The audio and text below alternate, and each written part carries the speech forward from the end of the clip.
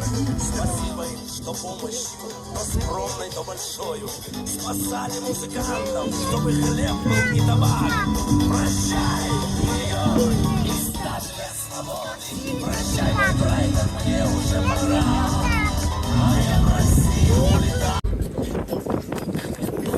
Из тысячи там его на свете нет красивей. Он мужчина, эталон, его антипод.